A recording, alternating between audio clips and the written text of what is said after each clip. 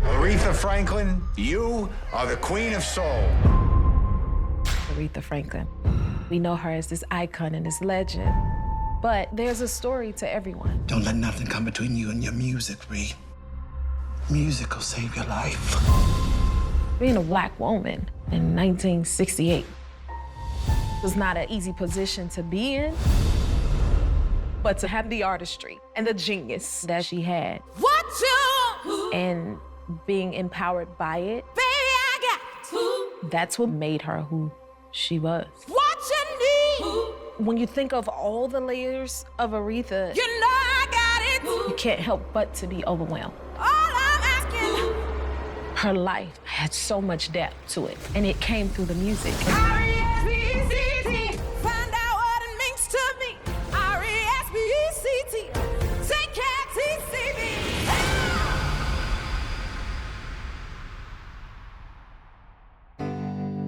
There's so many layers to Aretha Franklin. She's an artist, she's a musician. Let the song do the work. Follow me. She's a woman, she's a mother, she's an icon, and we wanted to tell her story.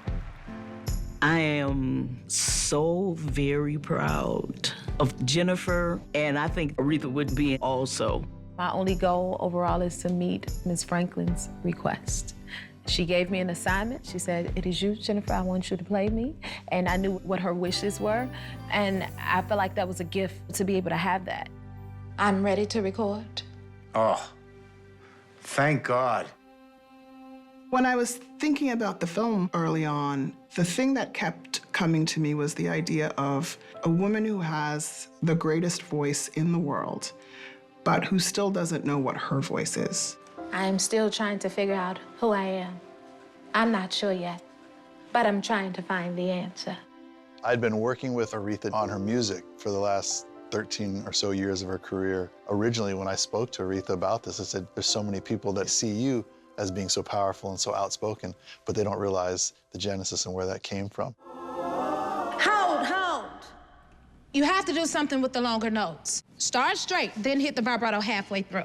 Take it from where we left off. In the stillness? My time spent with her, she was always very confident and very strong-willed, and I think that comes from a lot of years of insecurity. I think that made her who she was. Mama! Go, babe, I missed you so much. You cannot wait till tomorrow to tell them their mama is dead. The only way for the audience to understand how extraordinary she is to show what she overcame. Sorry, baby.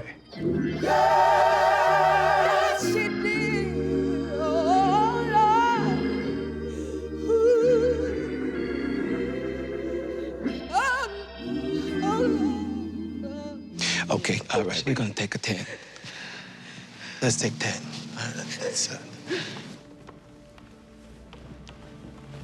You told me once that music would save my life. Aretha being brought up in the church, same as myself, you learn to sing to a higher calling.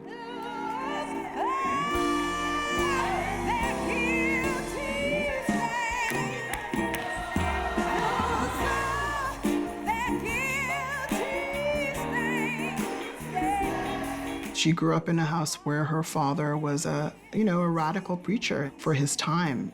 Reverend C.L. Franklin was the first one who really started touring and putting 5,000 people in arenas to hear him preach.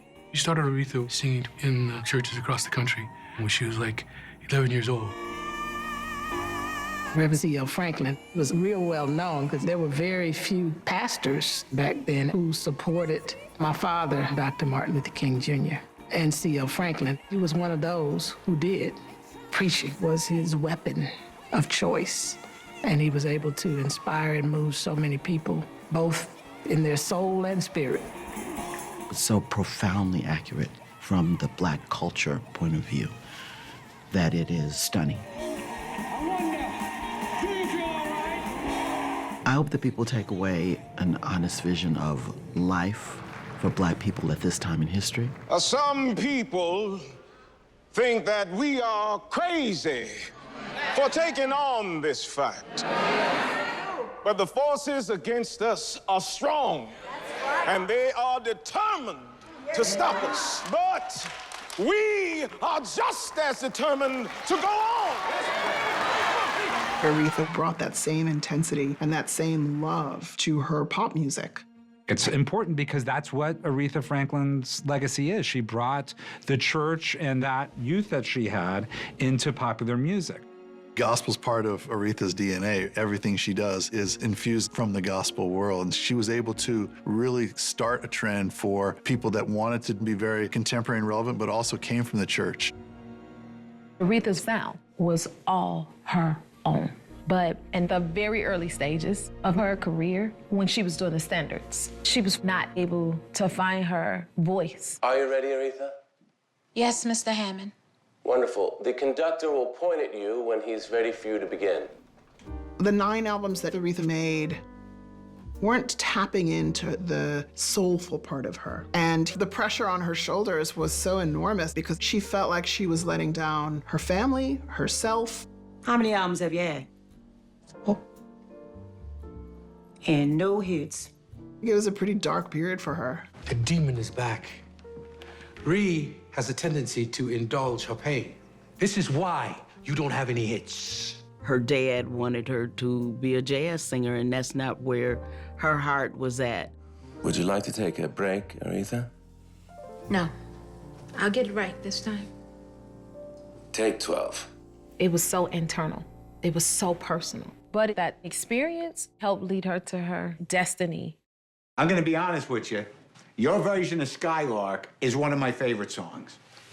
Thank you, Mr. Wexler. Oh, please, call me Jerry. Okay, Miss Franklin, what songs would you like to sing? I want hits. Great, we are speaking the same language. I've got the perfect place to record. I'm working with this little studio down in Alabama. Aretha's only recorded in New York. Yeah, I know that, but I think that's part of the problem. It's overproduced, it's a little too polished. Jerry convinced Aretha to go down to Muscle Shoals, Alabama to record at Fame Studios. This is it? Why did all the glamour at Columbia get me? Muscle Shoals Studios is a crazy backwoods country studio with musicians that you would not expect to see playing Aretha Franklin music. But Jerry was genius in suggesting it. Going to Muscle Shoals was the day she found her Kate. Let the song do the work. She was the producer, the writer, and the voice behind it all. Don't speed it up. Follow me. That's when Aretha Franklin stepped up and owned it. So to see where it started out was really amazing. It was an environment where she was surrounded by musicians who were able to vibe. Hey, man, that's groovy. It was unorthodox because these weren't musicians that needed charts or read music, so didn't have the mainstream trappings of how hits were made at the time. In the 60s, recording studios were all mono, so everyone had to get their parts all right at the same time. That was one of the magical things about Muscle Shoals. So when we were casting the Muscle Shoals actors, you wanted people who could really play. And of course, I was completely focused on recreating Muscle Shoals perfectly. We want to use the right microphones, the right guitars, the right drums, everything as close as we can to recreate what they used in 1967, 1968.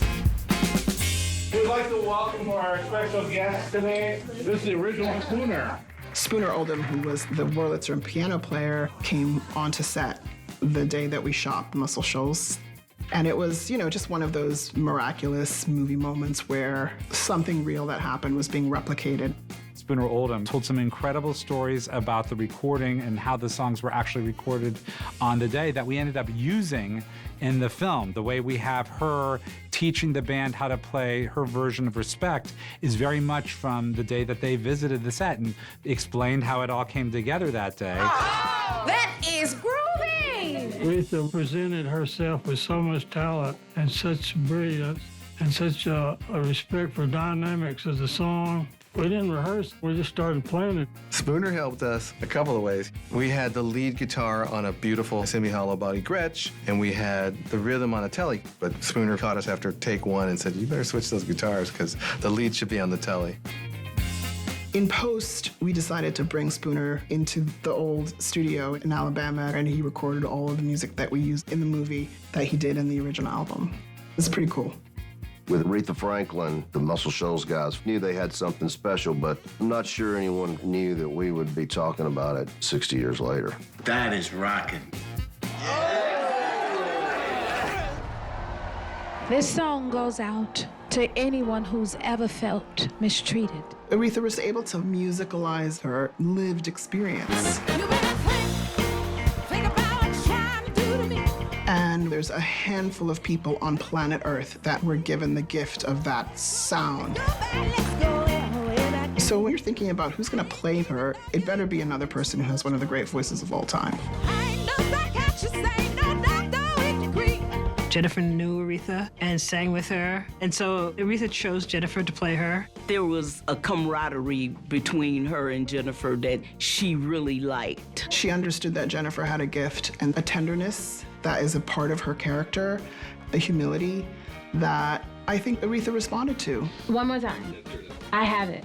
I know I do. You do, you do. Yes, you do. Aretha, you know I do. I had a dream for myself to play Aretha Franklin, and she wanted to meet me. That's when it all started. You better play. Think about what you're trying to do to me. Jennifer felt the incredible responsibility to Aretha's legacy and to the fans, and she threw her whole self into that. This is a whole different side of Jennifer. She's transformed into Aretha from speech patterns to look. She is literally channeling Aretha. Set me free. Oh, freedom.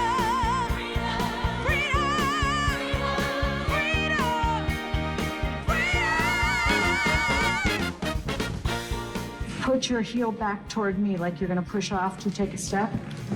Yeah, and now push off there. There you go, there you go, there you go. 6 months before we even started shooting, she started working with movement coaches. Just palms down, just like that. And you just saw Jennifer Hudson melt away and Aretha Franklin just evolve. Jennifer's commitment was just unbelievable. And she also wrote an original song for the film.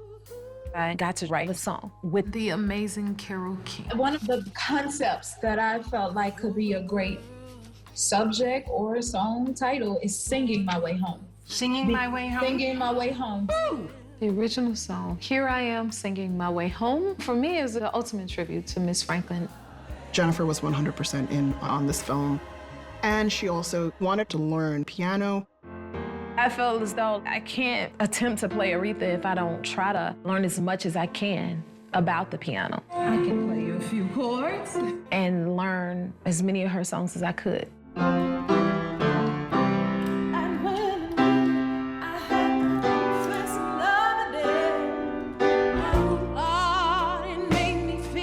So tired.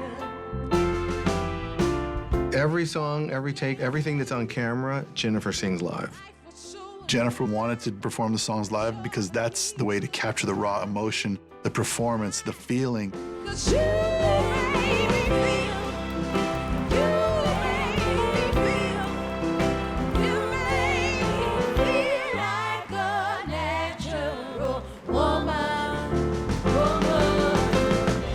Every time we're doing one of these musical numbers, we're either crying or the hair on the back of our neck is standing up because it's pure magic, what Jennifer does. Aretha conveyed so much emotion through her voice and her playing, and she was just so honest. I would hear the playback and I was like, is that Jennifer or is that Aretha? Yeah, that's the one. She has that thing in her voice like Aretha has in her voice, the anointing. She can sing anything. She's been able to create a really beautiful painting of Aretha that is from authenticity. Wow. You really have to have a real actor, not just someone who could sing. And in every scene, she just inhabited the role. The amount of work she's doing is magical. So to support what she's doing, we gotta bring our 150%. This is the role Jennifer has been talking to me about playing for as long as I've known her. And we'd been working together for probably 13 or 14 years prior to the starting of this film. You are the sweetest thing, Aretha. I'd like you to call me Miss Franklin. I feel like my whole life was my audition. When I look back throughout my career, throughout as many times as I got to tribute her, sing her songs, admire her, it's like Aretha was like the blueprint of it all, that it was destined in a way. Music was Aretha's safe haven, her comfort zone, her expression. And I feel like that's where her and I relate. We're not trying to imitate what Aretha did. It's more a recapturing to honor those messages and that love and that passion. And Jennifer's just such a wonderful interpreter that, that it makes our job easy. There's an energy amongst the cast where they all know that we're making something special. It's like a masterclass of actors. Everyone's so committed, and I have just such deep admiration for them. You're supposed to be in bed, Ree.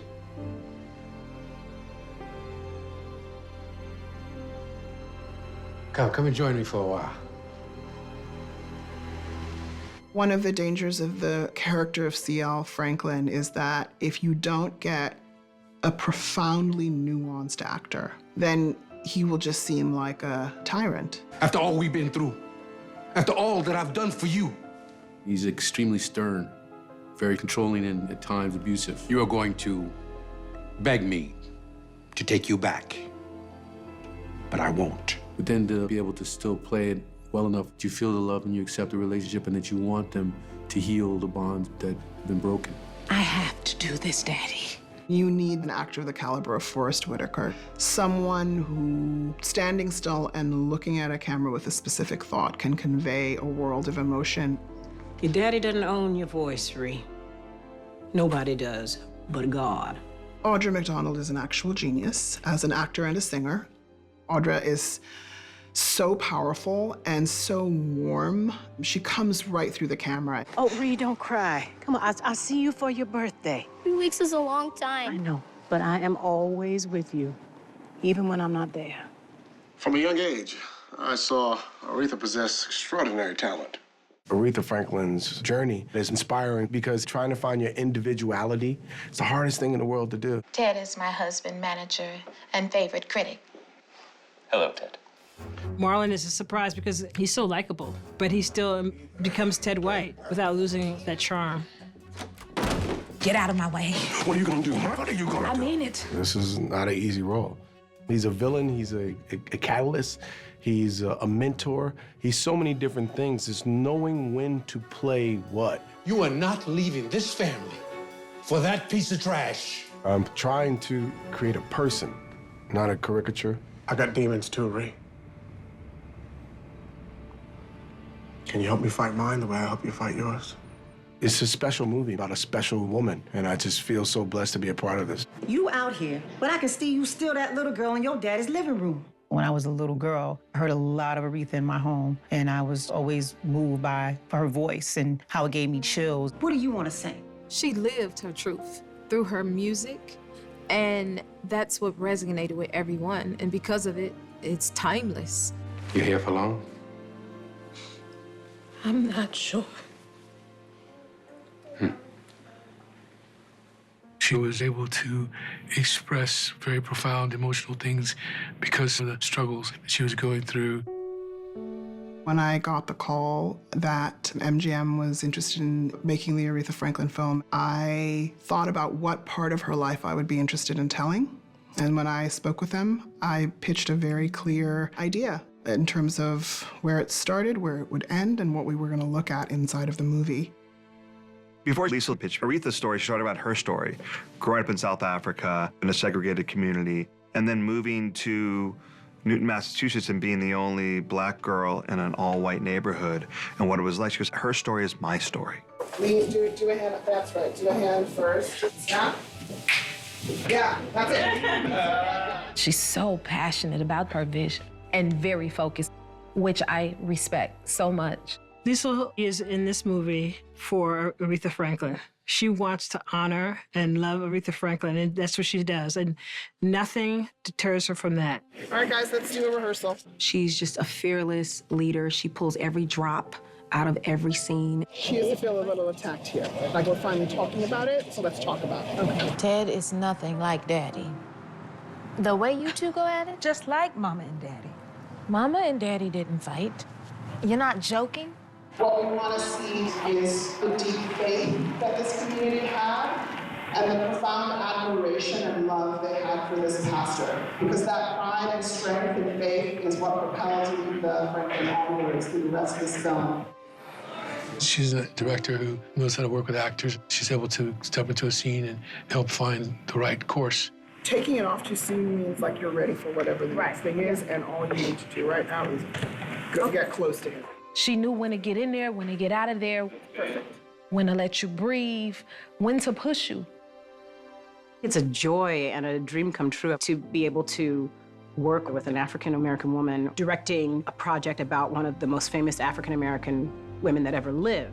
We can't believe our ears when she starts scatting, and we certainly can't believe our ears when she suddenly starts playing. The specificity that Liesl put in this movie is really important to me because a lot of times movies with all-black casts don't necessarily get the level of production where you get to really do this fine work. She pays attention to the historical significance of a project, and she always keeps story in mind and story at heart. I wish that every day was Aretha Franklin Day. Aretha Franklin got to know my father, Dr. Martin Luther King Jr. She used that gift of music to do freedom concerts for the civil rights movement. I want to march. Don't look at me like I'm still a child. I'm not afraid. It gives her music that much more power and truth when you learn where that material came from and how it manifested. Angela Davis must go free. Black people will be free. Aretha Franklin was the soundtrack for A Black America. So this collaboration with a Black cast and crew, it just felt like we are channeling something. Everyone in this movie is supporting each other. And it's all because we want this to be excellent for Aretha. Everything in this movie is as authentic as possible in terms of the costumes, the hair and the makeup, the design. And we put an amazing team together. Liesl brought in a spectacular costume designer who was more Broadway-based, but had a level of detail that she knew was going to come across on screen. Clint Ramos outdid himself with the costuming. The clothes were a character all on their own. We talked a lot about finding the balance between this glamorous public persona of Aretha Franklin and her private life and what she wore through the decades.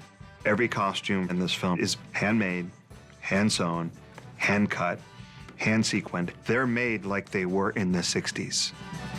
The care and the detail from the wardrobe to the set design will transport people to a different moment in time.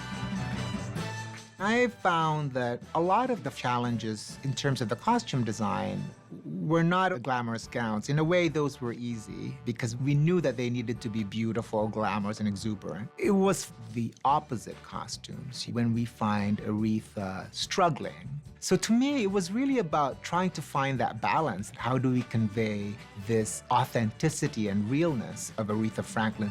The design is incredible. They really captured the essence of the 50s and the 60s and the 70s. It was really important to have the specific gaze of a Black woman with impeccable taste and experience as the production designer. And Ina Mayhew was my partner in crime. Action.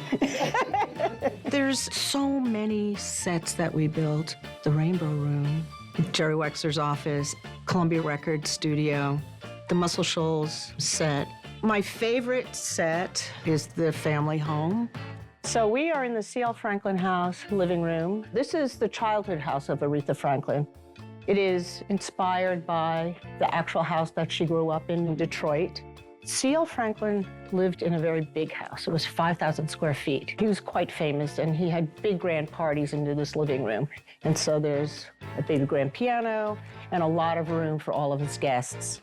All the furniture is authentic of the time, and we changed out the furniture from different eras, from 52 to 66, and then to 72. One of the things I really wanted to do was create a certain palette with all the different papers. So they were all tones of gold and pale greens.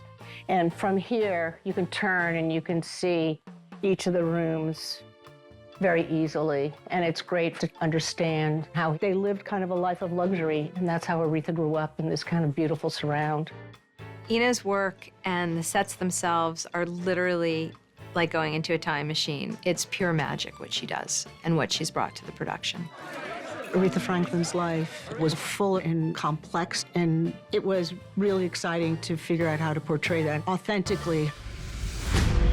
This is Miss Aretha Franklin's first concert at Madison Square Garden in New York City. I believe that Aretha Franklin's spirit is with us. What you want, baby, I got. It was very important to us to recreate the Madison Square Garden concert with a sense of, wow. It was like a technical feat because we had to shoot 2 different massive concerts in that venue. So we'd worked for 24 hours to get that lighting grid ready, to get the space ready. Everyone thinks the Madison Square Garden that's there now is the one that Aretha was in, but it wasn't. It was the one before, which was a whole different scale. We replicated Aretha's MSG costume, hair, makeup, precisely. For me, being able to research and to go so in-depth into getting the hairstyles was so important. It was literally like being thrown back in time and watching Aretha perform. It was massive, and yet it felt completely intimate because when Jennifer was performing, everybody just sort of stopped acting and they started living. It was extremely emotional and profound, and you always know when the grips start crying that you've done something special. I appreciate everybody on this movie for showing the audience who Aretha really was. I want to keep her name alive as long as we can because she was the queen of soul.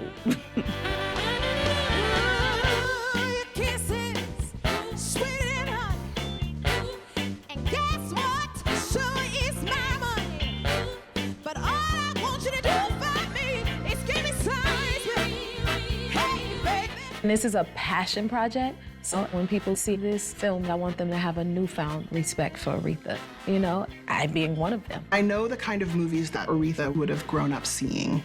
They were full of glamour, they were beautifully shot and dressed, they were sophisticated, and you don't always see Black people inside of those movies. And so my dream for the film and for Aretha and her legacy was to shoot this film with an incredibly cinematic point of view.